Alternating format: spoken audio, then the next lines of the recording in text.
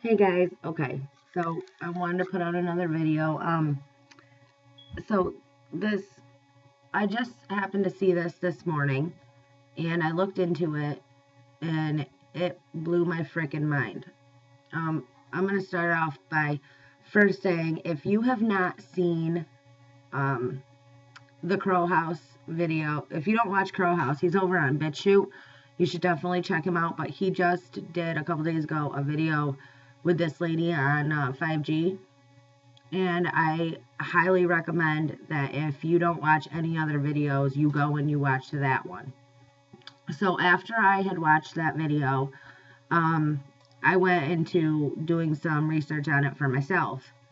And the evidence is overwhelming. So we're going to jump right into that. And if you have any questions or anything, leave them in the comments below. But definitely this is something that you should pay attention to and share.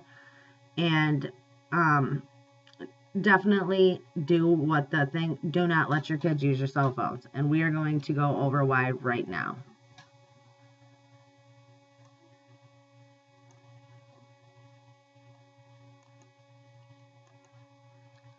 Okay. All right. There is a lawsuit, 11,000 pages of evidence filed in landmark 5G case against the FCC. This just happened January 25th. This is by the Children's Health Defense Team. Now, obviously, I'm not going to go over 11,000 pages, but I'm going to give you the gist. And I went and I read probably, I don't know, I read some of the pages, but obviously it's going to take forever to get through all of them. But you should definitely look at them for yourself. So we're going to start out with this. For decades, the public has been told there is no evidence that wireless technology is harmful. Claims of 5G harms have been dismissed as conspiracy theory. A landmark case against the Federal Communication Commission, FCC, contests these statements and asserts that the harms are proven and that an epidemic of sickness exists. Recently, the leading environmental and health advocacy organization that filed the case submitted 11,000 pages of evidence. 11,000 pages of evidence in support of their claims. The case is being heard by the U.S. Courts of Appeal. Okay, in December 2019, the FCC closed an inquiry it initiated in 2013 in which the commission asked the public to submit comments to the inquiry's dockets as to whether or not the FCC should review its 1996 health guidelines for radio frequency radiation emitted by wireless devices and infrastructure. About 2,000 comments, an exceptionally large number, were filed with the FCC. These comments were filed by scientists and science organizations such as the Bioinitiative and EMF scientists, by doctors and medical organizations, by cities such as Boston and Philadelphia, and by hundreds of individuals, including parents of children who were injured by this technology. The comments referenced thousands of studies showing clear and profound evidence of harm. Nevertheless, the FCC order published on December 4th conclude there is no evidence that wireless technology causes harm and no need to review the guidelines. No need to review the guidelines. The FCC decision didn't provide an analysis of the science, disregarded the evidence of sickness, and didn't defend its decision with evidence. So let me get this straight. You've got doctors and scientists and parents that can put together 11,000 pages of evidence proving that wireless technology makes you sick and causes cancer and does all of these things. But you got these people, excuse me, who work for the FCC who all they have to do is say, oh, no, we're just going to disregard that. We're not going to change our guidelines. We're not going to even review them because this is all crap. And they have no evidence to back it up. Consequently, 2 lawsuits were filed against the FCC. One by the Environmental Health Trust, EHT, and Consumers for Safe Cell Phones, and one by the Children's Health Defense, CHD, and additional petitioners including Professor David Carpenter, who is the co-editor of the Bioinitiative report, the most comprehensive review of the science by 29 leading scientists and public health experts. CHD's case was also joined by physicians who see the sickness in their clinics and by parents of children who have become sick with radiation sickness. One petitioner is a mother whose son died from glioblastoma, the same brain tumor that killed Beau Biden, President Joe Biden's son. The petitioner of both the EHT and the CHD cases filed joint briefs. They argued that considering the overwhelming evidence that was submitted to the FCC's docket, and since the FCC's order lacked evidence of reasoned decision-making, the FCC violated the Administrative Procedures Act, and that the Commission's decision is capricious, arbitrary abuse of discretion, and not evidence-based. The petitioners also argued that the FCC violated the National Environmental Policy Act, NEPA, because the agency failed to consider the environmental impacts of its decision and didn't comply with the 1996 Telecommunications Act because it failed to consider the impact of its decision on public health and safety. The opening brief was filed by petitioners on July 29, 2020. The FCC filed its brief on September 22, 2020, and the petitioners filed their reply brief on October 21, 2020. The court has ordered that in oral arguments scheduled for January 25th, only one attorney will present the case, blah, blah, blah. Okay, let's get down here. This is about the attorneys, the judge panel, the Court of Appeals. Okay. Let's see. The NRDC filed an amicus brief in the case. An amicus brief was also filed by the Building Biology Institute and by an executive from the telecom industry, Joe Sandry. Sandry's brief included a statement of Dr. Linda Birnbaum, director of the National Institute of Environmental and Health Services, from 2009 to 2019, stating that the evidence of carcinogen effects of wireless technology has been established. So, you've got all of these people, doctors, scientists, parents, and this lady who was the director of National Institute of Environmental and Health Services for 10 years, stating that the evidence of carcinogenic effects of wireless technology has been established. There is proof that cell phone radiation causes cancer. The evidence referenced in this case shows profound harmful effects and widespread sicknesses from wireless technology. The evidence, called the Joint Appendix, was recently filed and includes 11,000 pages of scientific and human evidence, yet it is only the tip of the iceberg. In this type of case, only evidence that was submitted to the FCC's docket can be used. There's much evidence that was not submitted. The Joint Appendix contains 440 documents. The table of contents alone is 54 pages. Because of the sheer volume of evidence, it had to be divided into 27 volumes. Okay, let's blah, blah, blah. The Joint Appendix includes references to thousands of peer-reviewed scientific studies showing DNA damage, reproductive harm, neurological effects such as ADHD, and radiation sickness, which seems to be the most widespread manifestation of wireless harms. The evidence shows effects on the brain, including impaired blood flow and damage to the blood-brain barrier, cognitive and memory problems, and effects on sleep, melatonin production, and mitochondrial damage. Causal mechanism of harm was also established.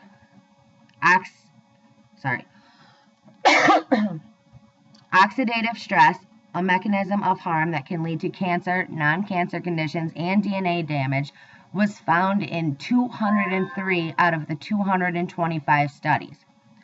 Unlike industry statements, both the majority of the studies and the weight of the evidence leave no doubt that harms are proven. The Joint Appendix also includes reports of leading expert scientists, such as the Bioinitiative Report, opinions of medical associations, such as the California Medical Association and the American Academy of Pediatrics, appeals of leading expert scientists, U.S. government agencies reports, the Department of Interior, U.S. Navy, the military, U.S. Environmental Protection Agency, government studies, including the recent National Toxicology Program, NTP, a $30 million study, $30 million, that found clear evidence of cancer and DNA damage. as well as acknowledgement of harm by U.S. government agencies and scientists contradicting the FCC's position. In December 2020, the National Academy of Sciences, Engineering, and Medicine issued a report determining that the most likely cause of the symptoms suffered by the U.S. diplomats in Cuba and China is radio frequency, which is wireless weapons. The NAS was appointed by the Department of State. The report references much of the same evidence filed in the case against the FCC. Okay. The NAS invited Professor Beatrice Gallom, MD, PhD, sorry if I said that wrong, to present to the committee. Gallom's 2018 paper was the first to show that pulsed RF is the most likely explanation for the diplomat symptoms. She pointed out the diplomats likely suffer from the same condition experienced by growing segments of the population from wireless technology known as radiation sickness, microwave sickness, electrosensitivity. Gallom's paper was referenced in the case. Hundreds of testimonies of people who have become sick like the diplomats and statements of doctors were filed to the FCC's docket. The petitioners argue that the FCC guidelines that deny sickness are being used to deny accommodation for the injured in violation of the Americans with Disability Act. Well, of course, because if the FCC comes out and says, well, we know it causes harm. We've known for years that this causes harm and it causes cancer and it causes ADHD and it causes all these things, then they'd have to pay. People would be able to sue and they'd have to pay for the damages that they've caused. They don't want to do that, right? Because they want all the money. They want all that money coming in from people buying cell phones and, telecommunications. They need all that money. So they're not going to come out and say that, right? Nevertheless, here we go. The FCC denied the evidence, the sickness, and did not address the accommodation issue. For those who have been injured, this case has profound consequences. All right, let's see. Okay. Environmental Health Trust has worked for over a decade to protect the public from radio frequency radiation, testified to Congress, and published critical research on why children are more vulnerable, said Deborah Davis, PhD, MPH, president and founder of Environmental Health Trust. Now, pause right there, because before we go any farther, the video that I was telling you to watch of crow houses, there's a lady on there who literally, it was her job she had like $1 billion to spend on marketing to get people to buy into all this, all these cell phones, and you got to have the new phones, and you got to have the new, 3G, 4G, 5G. Well, then she figured out what was going on. So she turned it all around and now is trying to fight it. But so they use this dummy, okay? You can look this up. They use this dummy who's filled with this liquid. And they hold the phone 10 millimeters away from the head to test the safety of the phone. It's not a human being, okay? They don't even touch it to their head like most people hold cell phones. So when they're testing these phones, they hold it 10 millimeters from the head. And if his temperature doesn't go up, if the temperature does not rise, then it's deemed safe. The dummy was based off of a 6'2" military guy, which is only 3% of the population. That's who this dummy is based off of. So when your kids got your phones and women and older people are using these phones, they're getting the most of this, they're getting all of this soaked into them. That's why I say, my kids aren't never touching my phone again. Let me just say that. Okay, anyway, the FCC has ignored our extensive submissions to the FCC over the years, which clearly document harm. As the legacies of lead, asbestos, and tobacco teach us, this issue deserves the immediate attention of our federal government in order to protect our children's healthy future. This is a landmark case, and it is one of the utmost importance to the Children's Health Defense, which works relentlessly to eliminate the epidemic of sickness in children. said the organization's chairman, Robert F. Kennedy Jr. The American public has been poorly served by the FCC. The FCC's guidelines are decades old and are based on scientific assumptions that were proven false. Its failure and disregard of public health is evident in the growing and widespread conditions involving brain damage, learning disabilities, and a host of complex neurological syndromes. Kennedy added, the overwhelming experimental and human evidence, which the FCC has ignored, leaves no doubt that wireless technology is a major contributory factor to this epidemic. The FCC has shown that its chief interest in protecting the telecom industry and maximizing its profits and its position, as put forward in its brief, is simply indefensible. The oral arguments are the final stage of this case. After the hearing, all that will be left is to wait for the court's decision. So, here's all the they have all of these volumes. And I'll just go to one just to show you. But you can read through them all yourself. It's kind of insane. So these are just like, this is the Environmental Health Trust, Consumers for Safe Cell Phones. And look at all this appendix, right? So, I mean, it's just pages and pages of this. And then if you scroll down, you got to go far. It's just insane.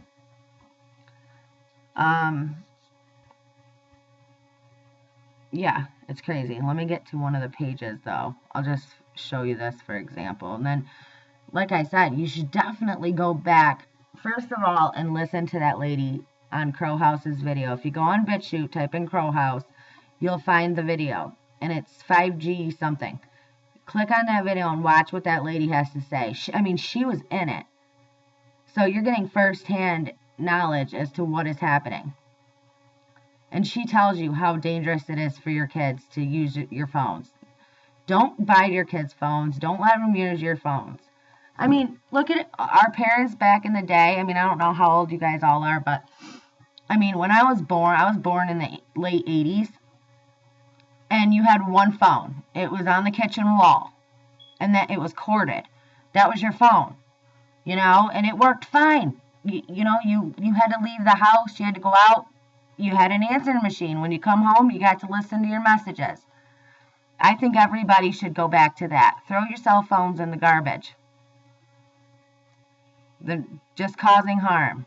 Okay, wait, now we're getting somewhere. Holy moly. Imagine, you know how long it would take to read 11,000 pages of this? A long time. But it's important. You spend all them time reading your freaking social media and Instagram, and Facebook and all that nonsense.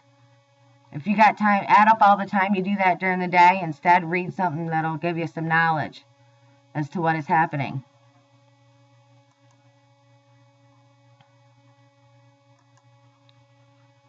Holy moly. Okay.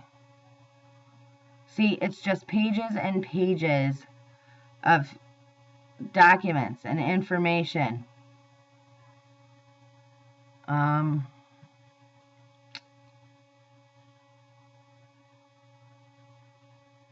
It's nuts.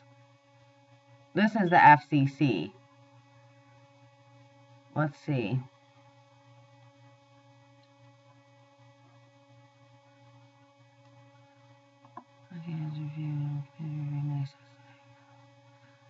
Yeah, you just have to read this, but it's, let me go back. So there's 27 volumes of 11,000 pages of evidence filed in landmark 5G case against the FCC hearing. Protect your kids, right? You try to protect your kids in any way that you can. Whether it's from a bully or whether it's, it's so crazy because your kids grow up and you teach them not to smoke and you tell them how bad it is for you and you tell them not to drink alcohol because of how bad that is for them, and you try to tell them that, the junk food is full of crap that they shouldn't be putting into their body. So why would you hand them your cell phone, which gives off and emits this terrible radio frequency radiation?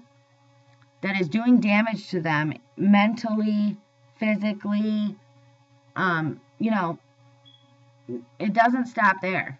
We have to be, it's our job as parents. Yeah, we can, it's easy to say, you know what, here's the phone, go watch videos, you know, find something to do, give me an hour apiece.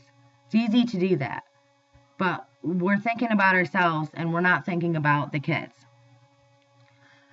So, I mean, yeah, I'm going to read more through these 27 pages. These 27 volumes. And I'm going to try to read as much as I can. And maybe I can come up and make another video later. But I wanted to get this out there. So, like I said, go check out Crowhouse's video. And if you have any knowledge of any of this or you know anything about this, please leave it in the comments below. So if you like this video, please hit that thumbs up, hit that subscribe button, and share as much as you can. Alright, until then, stay strong, stay healthy, stay safe, get rid of your phones, and I'll see you next time. Bye.